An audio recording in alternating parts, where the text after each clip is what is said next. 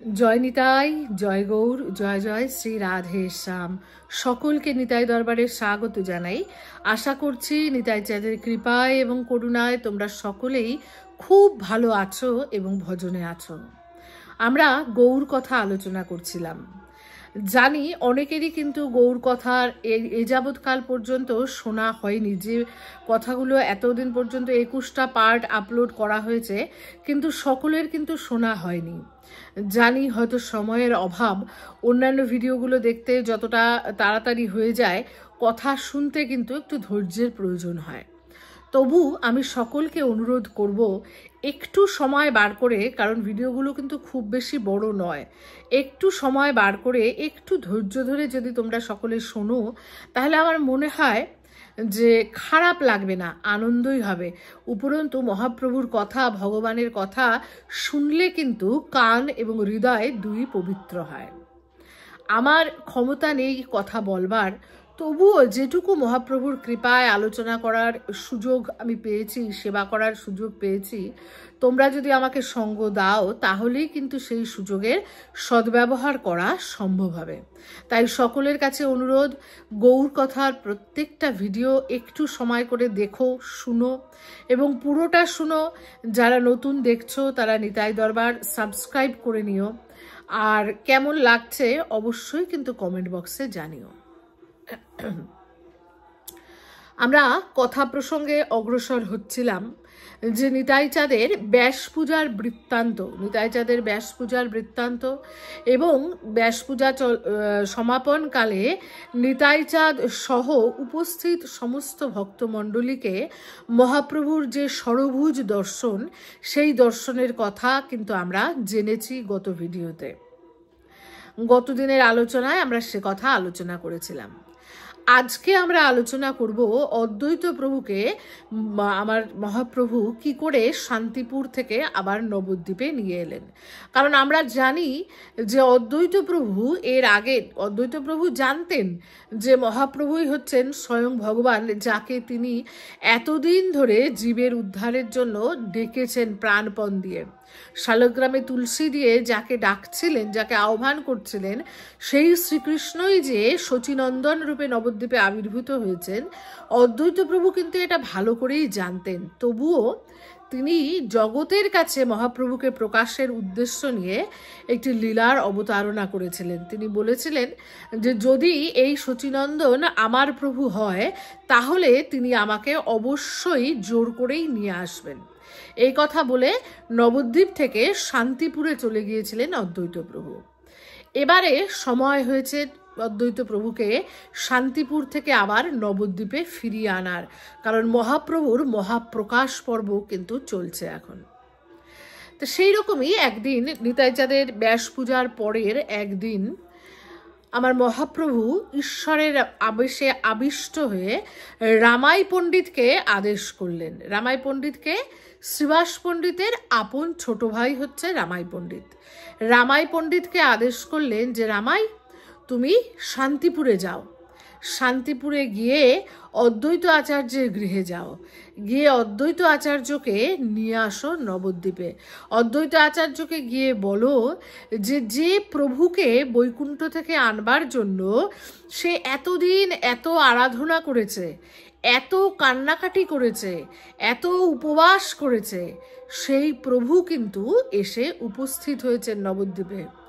তার জন্যই সেই প্রভু এবার অবতার গ্রহণ করেছেন এবং এই অবতার গ্রহণের উদ্দেশ্য হচ্ছে ভক্তিযোগ বিলি করা, সকলের মধ্যে ভক্তিযোগের প্রসার ঘটানো। তাই তুমি গিয়ে বলো যে আমি আদেশ করেছি যে তিনি যেন সস্ত্রীক আমার পূজার সামগ্রী নিয়ে অতি সত্বর নবদ্বীপে এসে উপস্থিত হন। এ কথা মহাপ্রভু রামাই পণ্ডিতকে বললেন। মহাপ্রভু আরও বললেন রামাই পণ্ডিতকে, কি বললেন, যে তুমি শুধু যে আমার কথা বলবে তাই না, তুমি তাকে গিয়ে নিত্যানন্দ প্রভুর কথাও বলবে। নিত্যানন্দের যে আগমন হয়েছে সেই কথাও তুমি অদ্বৈত প্রভুকে জানাবে, অদ্বৈত আচার্যকে জানাবে, নারাকে জানাবে এবং তাকে বলবে যে তুমি এখানে কি কি দেখেছো, নিত্যানন্দ প্রভুকে কেমন দেখেছো, আমাকে কেমন দেখেছো, এই সকল কথা তুমি গিয়ে তার কাছে ব্যক্ত করো এবং বলো যে আমার আদেশ তিনি যেন অতি শীঘ্র আমার পূজার সামগ্রী নিয়ে সস্ত্রীক নবদ্বীপ উপস্থিত হন। রামাই পণ্ডিত এই আদেশ পেয়ে অত্যন্ত আনন্দিত হলেন। কেন আনন্দিত হলেন? দুটো কারণে আনন্দিত হলেন। একে তো স্বয়ং ঈশ্বর তাকে আদেশ করছেন কাজ করার জন্য, তিনি সেই কাজ করার মাধ্যমে ঈশ্বরের সেবাই করছেন। তো এই যে সেবার সুযোগ পেয়েছেন, ভক্ত তো সর্বদা ব্যস্ত থাকে কিসে, যে কখন একটু সেবা করতে পারবো, কখন আমার প্রভু আমাকে একটু সেবার সুযোগ দেবেন। ভক্ত কিন্তু সর্বদা সেই কারণে ব্যস্ত থাকেন। তো এই যে সেবার সুযোগ রামাই পণ্ডিত পেলেন, তাতে তিনি ভীষণ আনন্দিত হলেন। তারপরে এমন সেবার সুযোগ, কেমন না, আরেক পরম ভাগবতের কাছে গিয়ে তার ঈশ্বর সম্পর্কে পূর্ণ বর্ণনা করার, ঈশ্বর কথা আলোচনা করার, এটা কিন্তু একজন ভক্তের কাছে পরম সৌভাগ্য এবং পরম সুযোগ। তা রামাই পণ্ডিত এই কারণে ভীষণ আনন্দিত হলেন। আনন্দিত হয়ে তিনি শান্তিপুরের উদ্দেশ্যে রওনা হয়ে গেলেন। তৎক্ষণাৎ রওনা হয়ে গেলেন, দেরি করলেন না কিন্তু, যে না ঠিক আছে আপনি বলেছেন, আচ্ছা কালকে যাব, আগে হাতের কাজগুলো সারি, ছেলের পরীক্ষা মেয়ের পরীক্ষা এসব কিন্তু করেননি। তৎক্ষণাৎ সেই আদেশ পেয়ে অদ্বৈত প্রভুর গৃহের উদ্দেশ্যে, শান্তিপুরের উদ্দেশ্যে রওনা হয়ে গেলেন। যথারীতি অদ্বৈত প্রভুর গৃহে তো এসে পৌঁছালেন। এবার অদ্বৈত প্রভুও কিন্তু পরম ভাগবত, শুদ্ধ ভক্ত। এই শুদ্ধা ভক্তির জোরে অদ্বৈত প্রভু কিন্তু সকল কথাই জানতে পেরেছেন। অদ্বৈত প্রভু রামাই পণ্ডিতকে দেখা মাত্র আনন্দে উদ্বেলিত হয়ে উঠলেন এবং বললেন যে প্রভু কি আমাকে নিয়ে যাওয়ার আজ্ঞা করে তোমাকে পাঠিয়েছেন? মানে এই যে প্রশ্নটা, এই প্রশ্নটার মধ্যেই কিন্তু উত্তর লুকিয়ে আছে। রামাই পণ্ডিতকে দেখা মাত্র অদ্বৈত প্রভু কিন্তু বুঝতে পেরেছেন যে তার প্রভু তাকে নিয়ে যাওয়ার জন্যই রামাই পণ্ডিতকে পাঠিয়েছেন। তথাপি তিনি প্রশ্ন করছেন যে আমার উদ্দেশ্যে কি এই আজ্ঞা হয়েছে? তুমি কি এই আজ্ঞা নিয়ে এসেছো যে আমাকে যেতে হবে এখন? রামাই পণ্ডিত তখন উত্তর দিচ্ছেন যে আপনি তো সকল কিছুই জানেন, সব কিছুই আপনার জ্ঞাত আছে, অতএব এইবার তাড়াতাড়ি চলুন, নবদ্বীপের উদ্দেশ্যে রওনা হই। এই কথা শুনে অদ্বৈত প্রভু কিন্তু প্রচণ্ড আনন্দিত হয়েছেন। এত আনন্দিত হয়েছেন যে তার আর মানে দেহবোধ থাকছে না, তার বাহ্য জ্ঞান থাকছে না, কোথায় পা দিচ্ছেন, কোথায় দেহ যাচ্ছে, সেই জ্ঞানটা তার সম্পূর্ণ বিলুপ্ত হয়ে গেছে। তিনি বলছেন বারবার যে আমার প্রভু এসেছেন, বৈকুণ্ঠ থেকে আমার প্রভু এসেছেন আমার জন্য। এ কি আনন্দের কথা, মহা আনন্দ, সেই প্রভু এসেছেন, আর কোনো চিন্তা নেই। এবং শুধু যে তাই, শুধু যে অদ্বৈত প্রভু নিজে আনন্দিত হচ্ছেন তা কিন্তু না, ঈশ্বরের এই প্রকাশ জেনে অদ্বৈত গৃহিণী আমাদের মা সীতা, তিনিও কিন্তু পরম আনন্দিত হয়েছেন, পরম আনন্দিত হয়ে আনন্দে কাঁদছেন। অদ্বৈত প্রভুর পুত্র অচ্যুতানন্দ, তিনি কিন্তু তখন একজন বালক মাত্র, তিনিও এই কথা শুনে, এই বক্তব্য জেনে পরম আনন্দিত হয়েছেন এবং সকলেই আনন্দে উদ্বেলিত হয়ে উঠেছেন, সকলেরই যেন বাহ্যজ্ঞান রহিত অবস্থা। কিছুক্ষণ পর অদ্বৈত প্রভু একটু শান্ত হলেন। শান্ত হয়ে রামাই পণ্ডিতকে জিজ্ঞাসা করলেন যে প্রভু কি বলে পাঠিয়েছেন। তখন রামাই পণ্ডিত সকল কথা বিস্তারে নিবেদন করলো। রামাই পণ্ডিত জানালো যে আপনি যার জন্য এত আহ্বান করলেন, যার জন্য এত উপবাস করলেন, এত পুজো করলেন, এত কাঁদলেন, সেই প্রভু প্রকাশিত হয়েছেন নবদ্বীপে এবং তিনি বলেছেন যে এইবার ভক্তিযোগ বিলাইতে তার অবতার, এবং তিনি আদেশ করেছেন যে আপনি যেন অতি শীঘ্র মা সহ তার পূজার সমস্ত সামগ্রী নিয়ে নবদ্বীপের পথে রওনা হন। এবং আরও জানিয়েছেন নিত্যানন্দ প্রভুর আগমনের কথা, নিতাই চাঁদ এসেছেন, এই কথাও কিন্তু রামাই পণ্ডিত অদ্বৈত প্রভুকে জানালেন। নিতাই চাঁদ এসেছেন এই কথা জানা মাত্র অদ্বৈত প্রভু কিন্তু পরম আনন্দিত হলেন, আনন্দে তিনি যেন লাফ দিয়ে উঠলেন এবং তিনি মা সীতাকে বললেন যে সকল কথাই তো শুনলে, অতএব তাড়াতাড়ি চলো, প্রভুর ষড়ঙ্গ পূজার আয়োজন নিয়ে চলো এইবার তাড়াতাড়ি আমরা নবদ্বীপের পথে রওনা হয়ে যাই। আচ্ছা, ষড়ঙ্গ পূজার আয়োজন কি? দেখো, আমরা নানান রকম উপাচারে পূজার কথা জানি, পঞ্চপ্রচার, ষোড়শ উপাচার। তেমনি এই ষড়ঙ্গ পূজা মানে ষষ্ঠ উপাচারে পূজা। এই পুজোর আয়োজনের এই যে ষষ্ঠ উপাচার, এই ষষ্ঠ উপাচার কি কি? শাস্ত্র মতে এই ষষ্ঠ উপাচার হচ্ছে অন্ন, বস্ত্র, আসন, তাম্বুল, ধূপ এবং দীপ। এই 6টা হচ্ছে ষড়ঙ্গ পূজার উপাচার। তা মা সীতাকে এই আদেশ করা মাত্র মা সীতা কিন্তু খুব আনন্দিত হয়েছেন। তিনি পুজোর সমস্ত সামগ্রী সুন্দর করে গুছিয়ে নিয়েছেন। যা যা যত ভালো দ্রব্য আছে, সেই ঘি, সুন্দর নবনী মানে মাখন বা ননি, এই সব কিছু তিনি খুব সুন্দর করে, ক্ষীর সব গুছিয়ে নিয়েছেন। নিয়ে নবদ্বীপের পথে রওনা হলেন রামাই পণ্ডিতের সঙ্গে। এবার অদ্বৈত প্রভু এইখানে রামাই পণ্ডিতকে কি বললেন? রামাই পণ্ডিতকে বললেন যে শোনো, আমি তো তোমার সঙ্গে যাচ্ছি, এটা ঠিক কথা, কিন্তু 2টো শর্ত আছে আমার। কি শর্ত?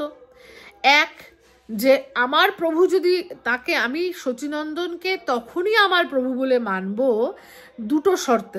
যে এক, যদি তিনি নিজের ঐশ্বর্য আমাকে দেখান, ঈশ্বরের যে ঐশ্বর্য থাকে সেই ঐশ্বর্য যদি তিনি আমার কাছে প্রকাশ করেন। আরেকটা কি, যদি তিনি নিজে ইচ্ছা করে, আপন ইচ্ছায় আমার মস্তকে তার শ্রীচরণ তুলে দেন।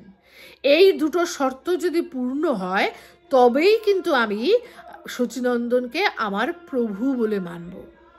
এখন এইখানে একটু ব্যাখ্যা করা প্রয়োজন যে অদ্বৈত প্রভু এই কথা বললেন কেন? অদ্বৈত প্রভু কি তাহলে আমাদের মহাপ্রভুকে তখনও ভগবান তার প্রভু শ্রীকৃষ্ণ রূপে মানতে পারেননি?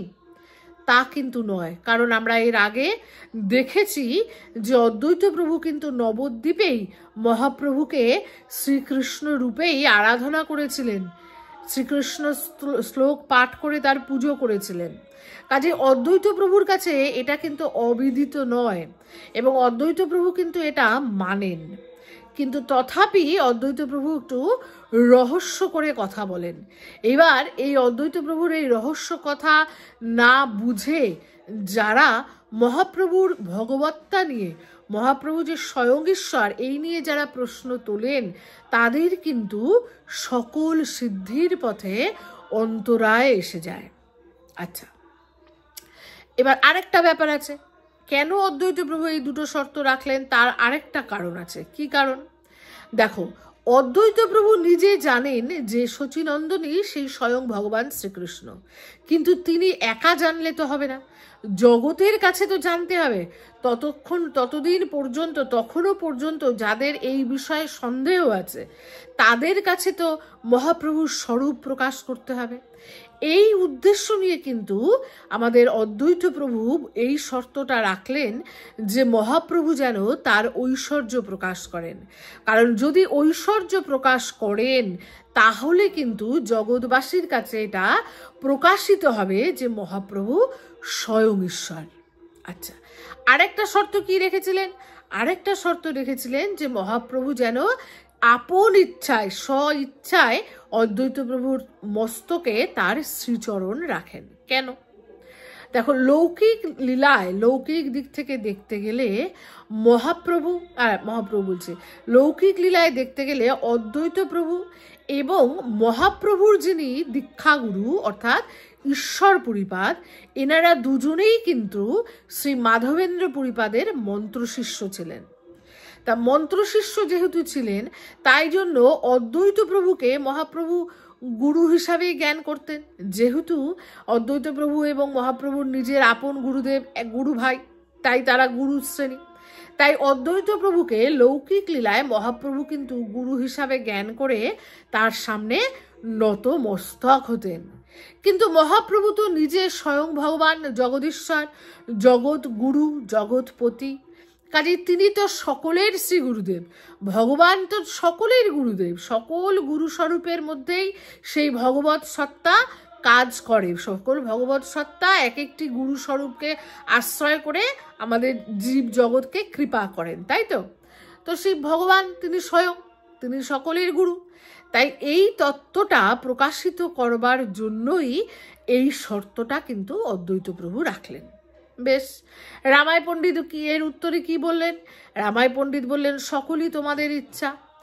তো মহাপ্রভুও সর্বজ্ঞ, তিনি নিশ্চয়ই তো আপনার মনের কথা জানবেন, বুঝবেন। অতএব আপনারা যা লীলা খেলা করবেন, আমি অধম, আমি কীট, আমি কি বুঝি? আমি তো কিছুই বুঝি না। আমি শুধু আপনাদের এই লীলা দর্শন করে ধন্য হব। বেশ, অদ্বৈত প্রভু এসে পৌঁছালেন নবদ্বীপ। এইবার অদ্বৈত প্রভু রামায় পণ্ডিতকে বললেন যে আমি এখন নন্দনাচার্যের গৃহে লুকিয়ে থাকব। তুমি প্রভুর কাছে যাও, প্রভুর কাছে গিয়ে তুমি বলবে যে আমি আসিনি, দেখো প্রভু কি বলে। বেশ, এই কথা বলে তিনি তো নন্দনাচার্যের গৃহে চলে গেলেন অদ্বৈত প্রভু। এইবার মহাপ্রভু তো সর্বজ্ঞ, মহাপ্রভু তো স্বয়ং ভগবান, তিনি তো সর্বজ্ঞ। তার তো মনের মধ্যে, মানে আমাদের মনের মধ্যে কি হচ্ছে ভগবান সব জানেন। ভগবানের চোখ সর্বত্র আছে, কৌটোর মধ্যেও আছে। তো সেই জন্য মহাপ্রভু কিন্তু অদ্বৈত আচার্যের এই বক্তব্য, এই লীলা, এই মন সবটাই কিন্তু তিনি জানেন। তিনি জেনে তিনি কি করলেন? তিনি এলেন শ্রীবাস পণ্ডিতের গৃহে এবং তার সঙ্গে সঙ্গে সকল ভক্তগণ, সকল পারিষদগণ সকলেই কিন্তু শ্রীবাস পণ্ডিতের গৃহে এলেন। কিন্তু মহাপ্রভু পূর্ণ ঈশ্বরভাবে আবিষ্ট হয়ে আছেন বলে আর কেউ কিন্তু কোনো কথা বলার সাহস পাচ্ছে না, সকলেই নীরব হয়ে আছে। এমন সময় পূর্ণ ঈশ্বরভাবে আবিষ্ট মহাপ্রভু বলতে শুরু করলেন, হুঙ্কার দিয়ে উঠলেন। হুঙ্কার দিয়ে উঠে তিনি কি করলেন? তিনি শ্রীবাস পণ্ডিতের বিষ্ণু খট্টার উপর উঠে বসলেন। তিনি শ্রীবাস পণ্ডিতের বিষ্ণু খট্টার উপর উঠে বসে সমানে মাথা নাড়াচ্ছেন এবং বলছেন, নাড়া আইসে, নাড়া আইসে, মানে নাড়া আসছে, নাড়া আসছে, নাড়া এসেছে। নাড়া কাকে বলছেন আমরা জানি, অদ্বৈত প্রভুকে বলছেন নাড়া। এবং তিনি আরও কি বললেন? মহাপ্রভু বলছেন যে নাড়া আমার ঠাকুরাল দেখতে চাইছে, আমার ঐশ্বর্যের প্রকাশ দেখতে চাইছে। নাড়া সকল কিছুই জানে, আমার তত্ত্ব নাড়ার অবগত নয়, কিন্তু তবুও নাড়া আমাকে পরীক্ষা করে দেখতে চাইছে। এবার মহাপ্রভুর এই যে আবিষ্ট অবস্থা এবং মহাপ্রভু এই যে বসেছেন বিষ্ণু খট্টার উপর, এর ইঙ্গিত বুঝে নিতাই চাঁদ এসে মহাপ্রভুর মাথায় ছত্র ধরলেন এবং সময় বুঝে গদাধর পণ্ডিত কর্পূর মিশ্রিত তাম্বুল এনে মহাপ্রভুকে দিচ্ছেন। সকলেই সেবা করছেন, অনুকূল সেবা, প্রতিকূল না, কিন্তু প্রতিকূল হলে কিন্তু সেবা বলবে না, অনুকূল সেবা, যে কি করলে মহাপ্রভু প্রীত হবেন সেটা বুঝে প্রত্যেকেই কিছু না কিছু কিন্তু সেবা করছেন। আর যারা মানে সাক্ষাতে সেবা করতে পারছেন না, তারা কেউ কেউ স্তব পাঠ করছেন। এমন এক অপূর্ব দৃশ্য শ্রীবাস অঙ্গনে দেখা যাচ্ছে। শ্রীবাস পণ্ডিতের গৃহ শ্রীবাস অঙ্গনে এমন অপূর্ব এক প্রকাশ দেখা যাচ্ছে। ঠিক এমন সময় রামাই পণ্ডিত এসে উপস্থিত হলেন মহাপ্রভুর কাছে। রামাই পণ্ডিতকে দেখা মাত্র মহাপ্রভু বলে উঠলেন যে নাড়া তোমাকে পাঠিয়েছে, না, আমাকে পরীক্ষা করতে চাইছে। নাড়া নন্দনাচার্যের গৃহে লুকিয়ে আছে, আমার সকল তত্ত্ব অবগত হয়েও নাড়া আমাকে পরীক্ষা করতে চায়। তুমি যাও, আবার যাও, নন্দনাচার্যের গৃহে গিয়ে বলো যে আমি নাড়ার প্রতি খুব প্রসন্ন হয়েছি, নাড়া যেন এখনই সস্ত্রীক এসে আমার সামনে উপস্থিত হয়।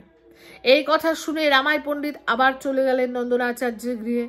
নন্দনাচার্যের গৃহে গিয়ে যখন অদ্বৈত প্রভুকে সব জানালেন, অদ্বৈত প্রভু কিন্তু ভীষণ আনন্দিত হলেন। অদ্বৈত প্রভুর মনে হলো যে তার উদ্দেশ্য সিদ্ধ হয়েছে। কি উদ্দেশ্য? এই যে দেখো, মহাপ্রভু তার ঐশ্বর্য প্রকাশ করলেন। কি একটা ঐশ্বর্য কি প্রকাশ করলেন? সর্বজ্ঞতা। কারণ অদ্বৈত প্রভু কি বলেছেন সেটা কিন্তু রামাই পণ্ডিত তখনও এসে বলেননি মহাপ্রভুকে।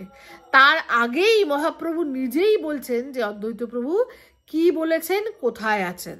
তাহলে এই যে অদ্বৈত, এটা মহাপ্রভুর সর্বজ্ঞতা প্রকাশ পেল, এবং সর্বজ্ঞতা কিন্তু একমাত্র ঈশ্বর স্বরূপের থাকে।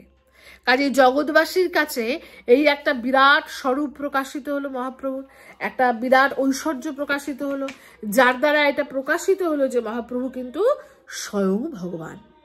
এবার এই আদেশ শুনে এইবার অদ্বৈত প্রভু কিন্তু আর দেরি করলেন না।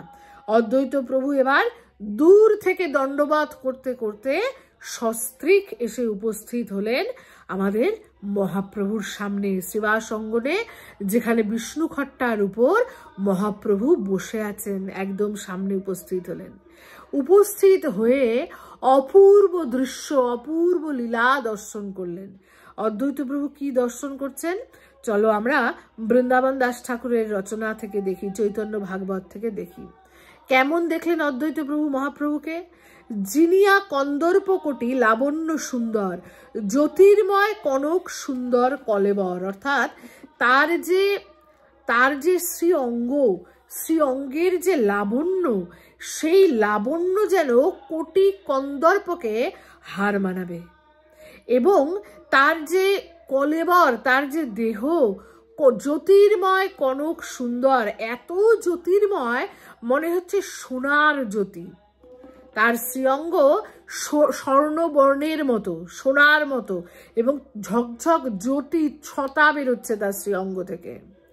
প্রসন্ন বদন কোটি চন্দ্রের ঠাকুর, অদ্বৈতের প্রতি যেন সদয় প্রচুর। সেই ঠাকুর অদ্বৈত প্রভুর প্রতি এমন করে তাকিয়ে আছেন, তার বদন এত প্রসন্ন যে কোটি চন্দ্রের প্রসন্নতা, লাবণ্যতা, স্নিগ্ধতা হার মানবে। দুই বাহু কোটি কনকের স্তম্ভ যিনি। মহাপ্রভুর যে দুই বাহু দেখে মনে হচ্ছে যে কোটি কোটি সুবর্ণ বাহু একত্রিত হলে এই রকম বাহু হয়।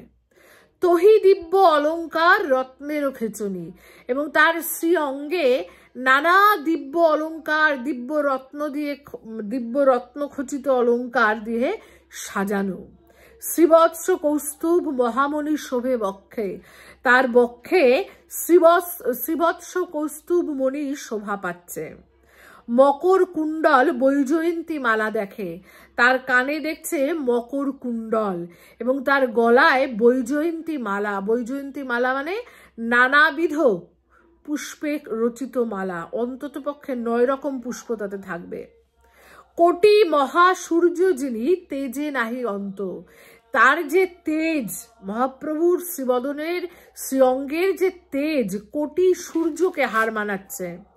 পাদপদ্মে রমা ছত্রধরয়ে অনন্ত, তার মাথায় ছাতা ধরে আছেন অনন্ত নাগ, এবং তার পাদপদ্ম সেবা করছেন স্বয়ং রমা লক্ষ্মী। কিবা নথ কিবা মণি না পারি চিনিতে, কিবা নখ কিবা মণি না পারি চিনিতে, তার যে চরণের এবং হস্তের আঙুলের যে নখ, সেগুলো নখ না কোনো মণি বোঝা যাচ্ছে না, এত উজ্জ্বল। ত্রিভঙ্গে বাজায় বাঁশি হাসিতে হাসিতে, এবং তিনি ত্রিভঙ্গ হয়ে মুরলি বাজাচ্ছেন, বাঁশি বাজাচ্ছেন, এবং তার শ্রীবদন হাসি হাসি। অর্থাৎ তিনি যে স্বয়ং কৃষ্ণ তা কিন্তু অদ্বৈত প্রভু পরিষ্কার দেখতে পাচ্ছেন। কিবা প্রভু কিবা গণ কিবা অলঙ্কার, জ্যোতির্ময় বই কিছু নাহি দেখে আর। অদ্বৈত প্রভু দেখছেন, প্রভুকে দেখছেন, প্রভুর গায়ের অলঙ্কারকে দেখছেন, প্রভুর যে গণেরা, প্রভুর যে পার্ষদরা চারিদিকে আছে সকলকে দেখছেন, এবং তারা প্রত্যেকে এক একজন জ্যোতির্ময়, জ্যোতি ছাড়া আর কিছুই নেই। দেখে পড়িয়াছে 450 মুখ, চারিদিকে দেখতে পাচ্ছে চতুরানন ব্রহ্মাকে, পঞ্চানন শিবকে, ষড়ানন কার্তিককে, এবং আরো দেখছেন শত শত মুখ। শত শত মুখ কাদের? না শত শত দেবতারা এসে দাঁড়িয়ে আছেন, তাদের শত শত মুখ। মহাভয়ে স্তুতি করে নারদাদি সুখ, নারদ সুখ প্রভৃতি স্তুতি পাঠ করছেন, স্তুতি করছেন। মকর বাহন রথ এক বরাঙ্গনা, দণ্ড পরনামে আছে যেন গঙ্গা সমা। এক দেবী যার বাহন হচ্ছেন মকর, মকর বাহন কার না গঙ্গার, তিনি পদপ্রান্তে দণ্ডবাত হয়ে পড়ে আছেন। তবে দেখে স্তুতি করে সহস্রবদন, সহস্রবদন কার অনন্তদেব, অনন্তনাগ, অনন্তনাগ সহস্র বদনে স্তুতি পাঠ করছে। চারিদিকে দেখে জ্যোতির্ময় দেবগণ, অদ্বৈত প্রভু চারিদিকে দেখছেন সমস্ত জ্যোতির্ময় দেবতারা এসে উপস্থিত হয়েছেন। উলটিয়া চাহে নিজ চরণের তলে। এতক্ষণ পর্যন্ত অদ্বৈত প্রভু দণ্ডবত হয়ে মহাপ্রভুর চরণে পড়েছিলেন এবং মাথা উঁচু করে এগুলো দেখছিলেন। এতক্ষণে তিনি নিজের দিকে তাকালেন, নিজের চরণ যেদিকে আছে সেই দিকে তাকালেন। তাকিয়ে কি দেখছেন? সহস্র সহস্র দেব পরিকৃষ্ণ বলে দেখছেন সহস্র সহস্র দেবতারা কৃষ্ণ কৃষ্ণ উচ্চারণ করে দণ্ডবত হয়ে পড়ে আছে। যে পূজার সময়ে যে দেব ধ্যান করে তাহা দেখে চারিদিকে চরণের তলে।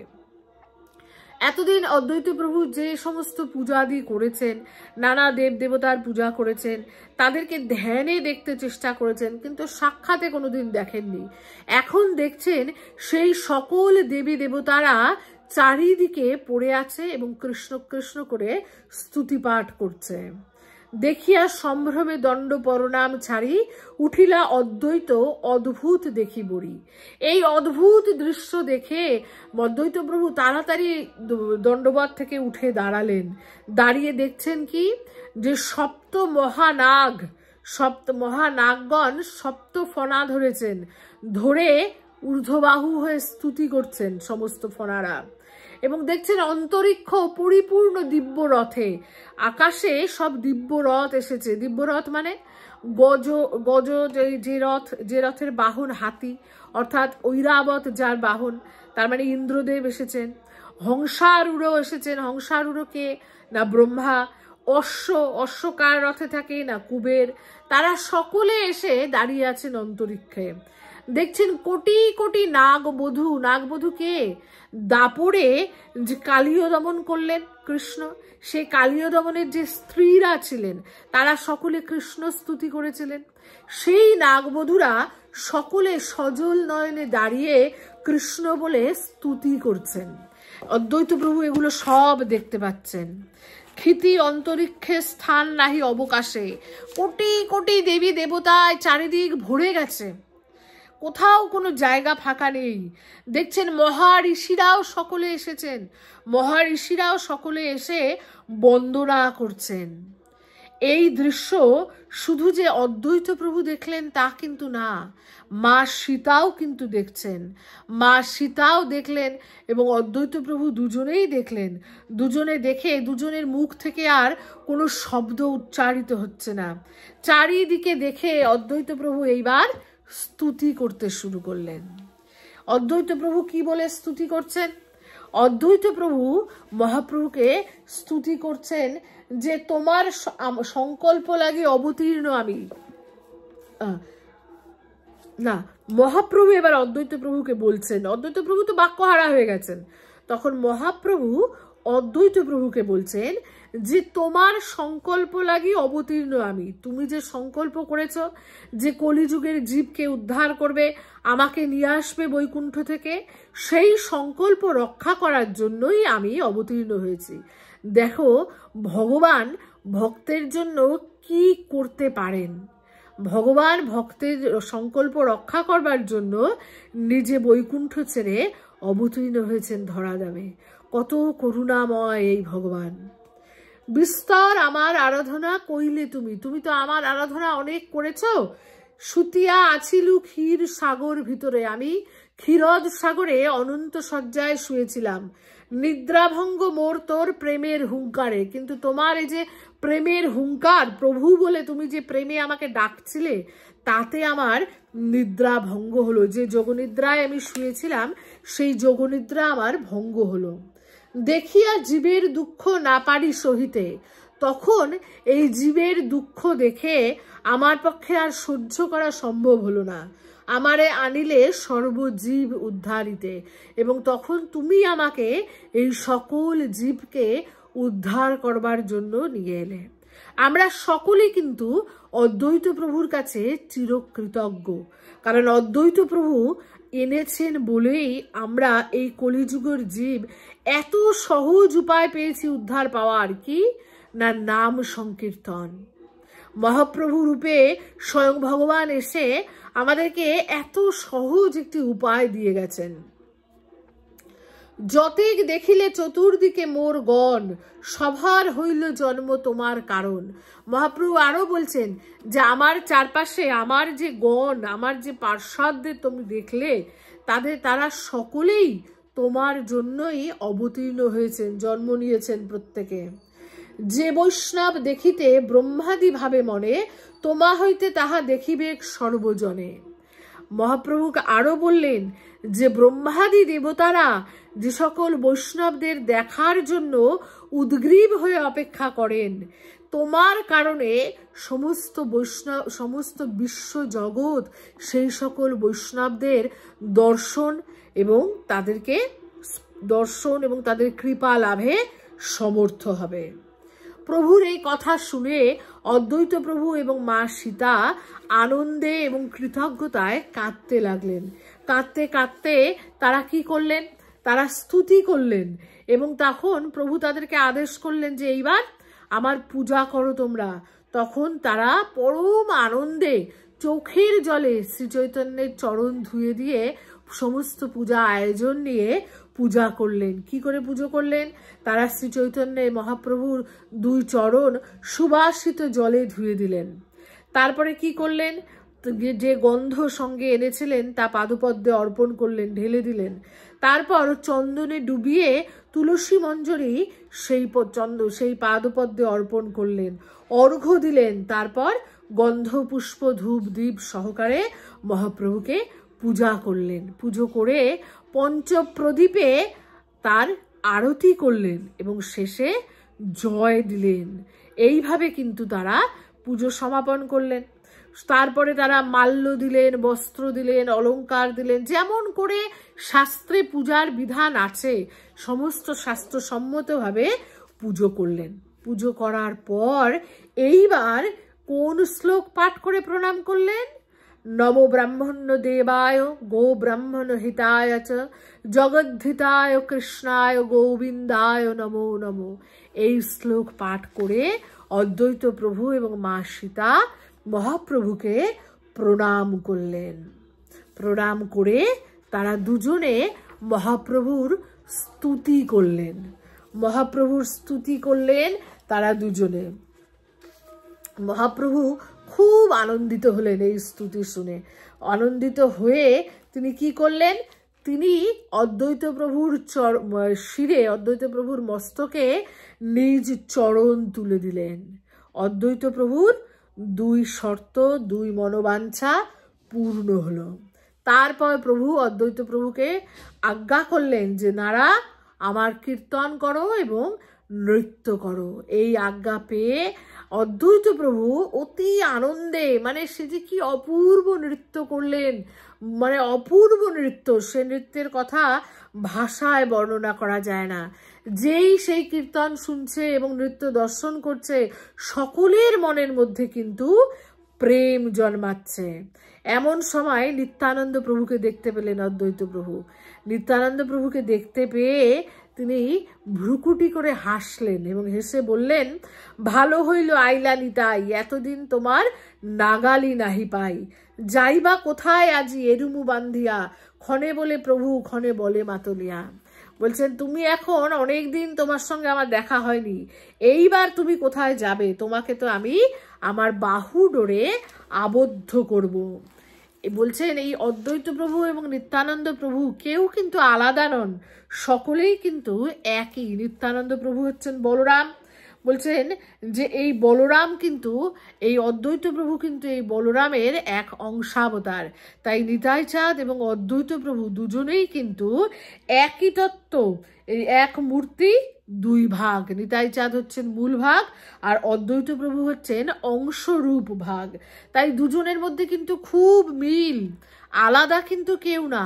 কিন্তু এই লীলায় আমরা যে কলহরূপ দেখতে পাই সেটা কিন্তু শুধুমাত্র লীলার জন্য, লীলা বৈচিত্র্যের জন্য আমরা দেখতে পাই। তাই এ কথা কিন্তু কখনোই বলা যাবে না যে অদ্বৈত প্রভুর সঙ্গে নিতাই চাঁদের কোনো বিরোধ ছিল।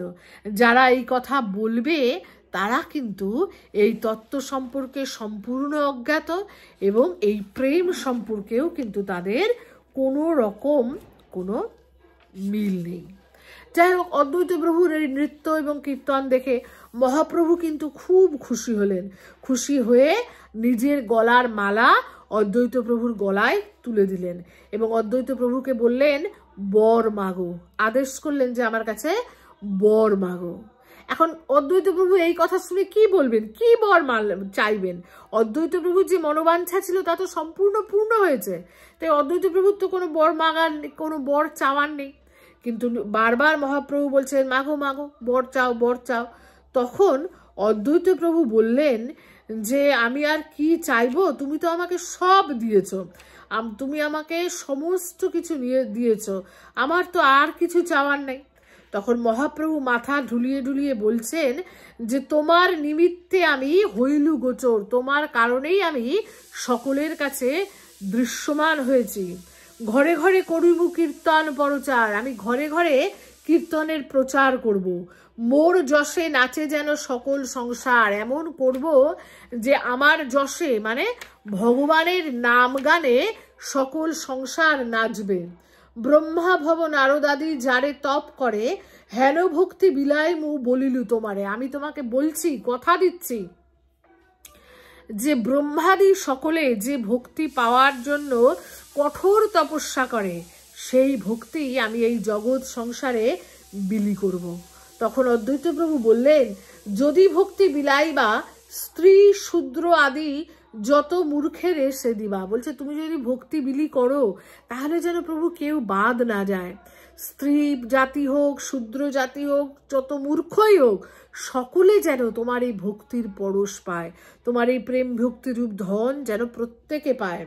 বিদ্যা ধন কুল আদি তপস্যার মদে তোর ভক্ত তোর ভক্তি যে যে জনে বাঁধে, সে পাপিষ্ঠ সব দেখি মরুক পুরিয়া, চণ্ডাল নাচুক তোর নাম গুণ গায়া। বলছে যে তপস্যা, জ্ঞান, বিদ্যা, ধন, কুল ইত্যাদিতে গর্বিত হয়ে যে পাপীরা সকলকে হেয় করে, তারা যেন সকলে দেখে যে কিরকম প্রেম ভক্তি বাকিরা পাচ্ছে।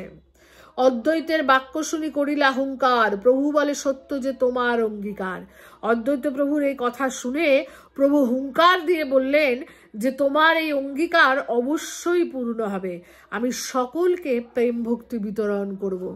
এইভাবে মূর্খ নিজ প্রতি কৃপা হলো, চণ্ডালাদি সকলেই প্রভুর নামে প্রভুর গুণে মত্ত হয়ে নাম গান করছে। আজকে দেখো চারিদিকে সকল ভক্তরা এই কৃষ্ণ নামে নৃত্য করছে, কীর্তন করছে এবং এই কৃষ্ণ নাম নিতে কোনো কিন্তু জাতির ভেদ নেই, কোনো এরকম নেই যে না উচ্চ বংশে জন্মগ্রহণ করলে তবেই সে নিতে পারবে, কিংবা তার প্রচুর ধনরত্ন থাকলে নিতে পারবে, বিদ্যা থাকলে নিতে পারবে, তা নয়।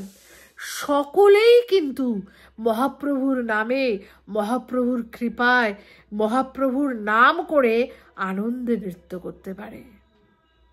এই হলো অদ্বৈত প্রভুর সঙ্গে মহাপ্রভুর মিলন। এইবার একে একে সকল পার্ষদরা মহাপ্রভুর কাছে আসবে। আজকের কথার এইখানেই বিশ্রাম। কেমন লাগলো অবশ্যই অবশ্যই কমেন্ট বক্সে জানাবে। এবং দেখো শ্রীবাস পণ্ডিতের প্রতি মহাপ্রভুর কত কৃপা, তার গৃহে তার এই অঙ্গনে মহাপ্রভুর সমস্ত ঐশ্বর্য প্রকাশ, মহাপ্রভুর সমস্ত লীলার প্রকাশ। শুধু শ্রীবাস পণ্ডিত নয়, শ্রীবাস পণ্ডিতের যে গৃহের যে দাস দাসী তারাও কিন্তু মহাপ্রভুর কৃপা থেকে বঞ্চিত হয়নি। কেন? কারণ তারা শ্রীবাস পণ্ডিতের সেবা করত, তারা বৈষ্ণব সেবা করত, তারা সাধু সেবা করত। তাই প্রত্যেকেই আমরা চলো শ্রী গুরুদেবের সেবায়, সাধু সেবায়, বৈষ্ণব সেবায় নিজেদের জীবন পাত করি। জয় নিতাই, জয় গৌর, জয় জয় শ্রী রাধে শ্যাম।